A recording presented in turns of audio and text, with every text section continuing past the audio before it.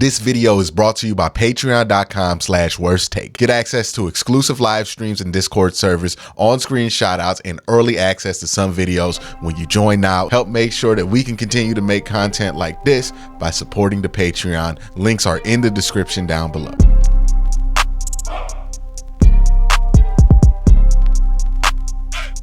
Hey, man. Hey, man. I'm here to talk to you about another injury. That's what we're doing. That's what this channel is, man. This is no longer a Browns channel. This is just an injury report channel, because all I do is read the injury report. All I do is tell y'all, hey, this dude ain't coming back. Oh yeah, he not coming back. Oh yeah, that guy, he not. I'm the dude that they send to tell you bad news. Well, more bad news. Unfortunately, Jed Wills out for the year. Now, it's not surprising that Jed Wills is out for the year. It was one of those injuries that we saw happen in real time, and we all thought to ourselves, well, he's done for the year. But the reason it's surprising is because they told us it wasn't the case that he'd be out for the year, right? They were like, nah, he's going to go on IR and we're going to designate him to return and he's going to play this year. So that being the case, they told us he'd come back. Why did we all get this notification for the Cleveland Browns? The statement for the Cleveland Browns on Jed Wills, which is that Jed Wills has had successful knee surgery. Well, you told me this was a strain, that it didn't need surgery. Next thing I know, you guys are telling me that he had successful surgery. Does that make any sense to anybody? I think we can all agree that the way that medical information has gotten to the fans this year, it's been awful. And we would know because nobody's had to deal with medical information getting to us this year than Browns fans. Like, name me a more iconic duo than the Cleveland Browns this year in injuries. I'll wait. I'll wait. Better than Scotty and Michael. Nobody ever says like that. Better than Michael and Scotty, Kobe and Shaq. They ain't got shit on us in injuries this year. I'll tell you that. But yeah, we go from, yeah, man, we're going to put him on injured reserve, but he's going to return to out for the year. Oh yeah, by the way, Maurice Hurst out for the year. What's the injury? Still don't know. Like, last time I saw Maurice Hurst, he got a sack. I don't know what's going on with that. I really don't. Like, they just said, literally, we placed Maurice Hurst on injured reserve. Now, I do believe Maurice Hurst tweeted something to let us know why he's on injury reserve. Or it was just him saying, yeah, dog, I'm on injured reserve, which is basically what he tweeted. My 2023 season is over. I'm quoting, my 2023 season is over and the frustration is unbearable. However, I'm grateful for my teammates, coaches, staff, and the city of Cleveland for welcoming me into the city and making me part of this family. I'll be back better than before. Yo, what hurt you? By the way, I'm not trying to imply that he's faking his injury or anything else like that. I don't think that's the case. He's not out for the year for fun. But like, yo, can we know what took him out for the year? Like, we don't even know what Maurice Hurst's injury was. I haven't found one thing. A pectoral muscle. Okay, that's finally Cam Justice put it out. It was a pectoral muscle that he tore. Don't know when he tore it. Again, last time I saw him, he got a sack. But damn, we already found out that DeJuan Jones is hurt, and we're waiting to find out that Grant Delpit is, if he's hurt or not. Now, the good news is that you haven't heard about Grant Delpit. Right? That's the good news. That you have not heard about Grant Delpit.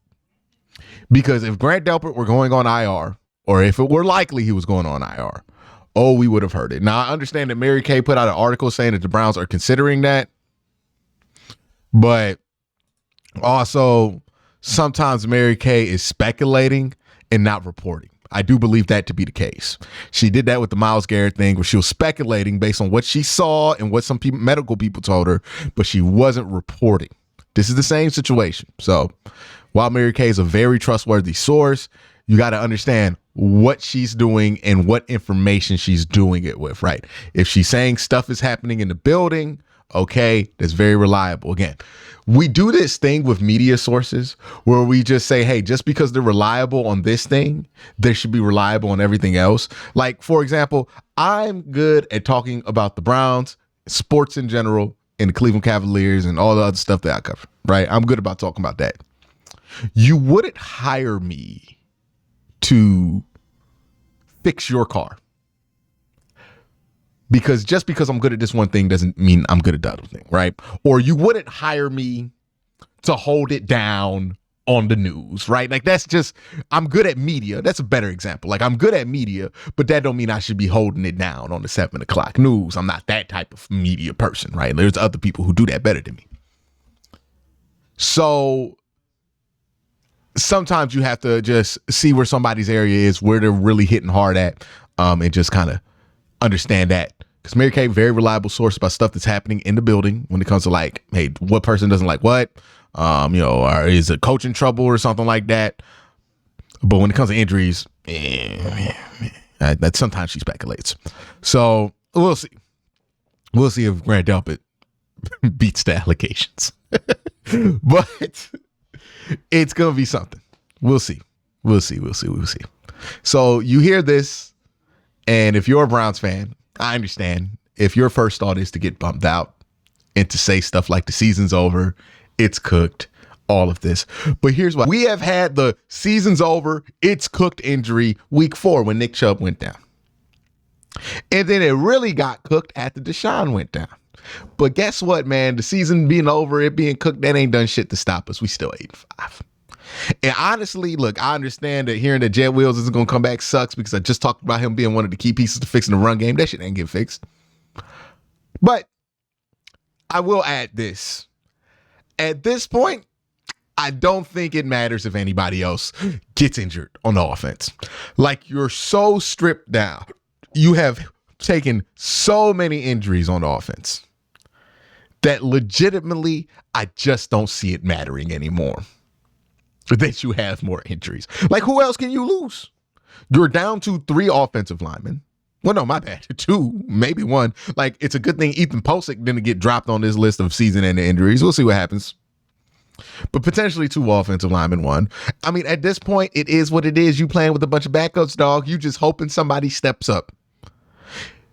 You're like, people are worried about, oh, is this going to be the injury that breaks his team's back? The Browns have had the injury that breaks the team's back 4 weeks ago. It hasn't mattered. Like, on offense, it is what it is. If the season was going to be over, it would have been over a long time ago. And let me tell you something. Nobody left on offense is so good that they cannot be replaced anymore. Maybe David Njoku. Like, if David Njoku go down, all right, man.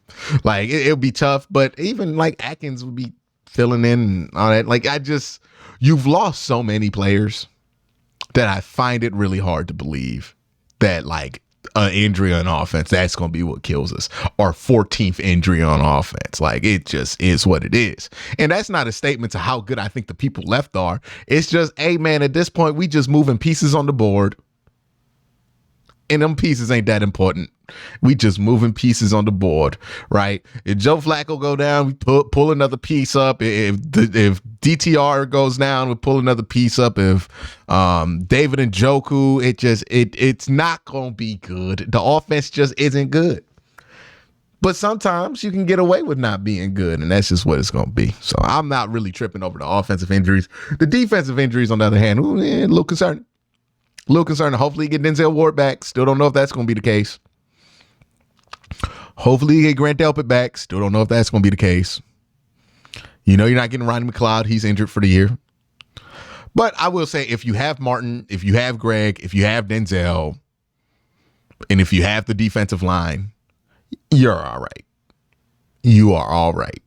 Like Maurice Hurst getting hurt for the year, while it sucks more for Maurice Hurst than it does for the Browns. And the reason I say that is Maurice Hurst was having such a great year that he could have legitimately made a bunch of money if he stayed healthy, and that sucks. Sucks for Maurice Hurst. The Browns, though, they got enough depth to be able to withstand that on defense. Like they're fine. They're fine. They're going to be still good on defense. But yeah, man, somebody please let whoever is in charge of the injury slider for this season know that we need to stop. Like no more. Like we've had enough. The Browns have had enough injuries. We are full. We would like no more of this. Please, no thank you. I don't know what we did this year to deserve all these injuries that other years we didn't.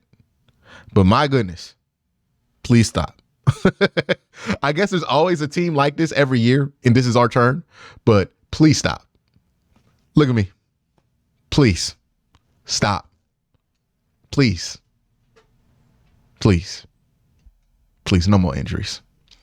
No more injuries. I can't do it anymore. But yeah, that's my silver lining. One, offense is so injured, I legitimately don't think it matters if you lose another guy for the year on offense. Ooh. Well, we lost another offensive lineman that we haven't been playing with for 4 weeks. Oh my goodness, we never gonna recover from that. Man, we'd be fine. Defense matters a little bit more because you haven't lost that many pieces. But Maurice Hurst, at the end of the day, he's a role player, and it's not as bad as other pieces going down on that defense. And hopefully nobody goes down on that defense. And it's been something I've been saying all along, man. This team's about the defense. This team starts at the defensive line and lives with the defensive line. And that defensive line we're talking about is Myles Garrett. As long as Myles Garrett's healthy and he got some pieces around him, the Browns' chances to win every Sunday are as good as they're going to be. This team was never winning games at any point of this season because of the offense. Now, I don't care who you stand at quarterback, whichever stupid camp you decide to be in, what jersey you bought, I don't care about that shit. Let me tell you something. All year, you ain't won a single game because of the offense. And it's not like you've won in spite of the offense every year, every game. You've had some games where the offense was cool, the defense was cooking, but every game the Browns won, we've walked away being like, damn, this defense is good. Which tells you this is not about the offense. This season is just not. Maybe next season, but this season, not about the offense. Even in this game, where the offense put up 30 points, looked pretty cool. We like, yeah, but the defense cooked. Offense gave him a couple short fields, actually. Spotted him 14 points. Defense cooked. Defense was what it needed to be. Put Trevor Lawrence in that box. 3 interceptions. That's why the Browns win. The Browns win because of defense. And it starts at the defensive line. They get pressure. We know who the most important part of that defensive line is. So, as deflating as this might sound, don't let it get to that point. The injuries for the Browns, it didn't hit the areas that are critical to this team. And the area that's critical to this team is the defensive line. Now, Maurice Hurst was a part of that, but Shelby Harris can step up and take a bigger role. It ain't that big of a deal. Maybe you could sign somebody too. You want to sign Edenis or you just sign some guy. Honestly, you can sign anybody. It'll be good. You can sign somebody back for last. Where Taven Bryan at, man? Get him back in there. Our second leading sacker of last year. So whoever you decide to go with, just it don't matter. You can just put a body there. The story's gonna be the story, which is, hey man, this team's predicated on pressure, and as long as you have enough linemen to get pressure, you're good. Now, if Zadarius went out and then Obo went out and then Miles went out, all right, dog, I don't know.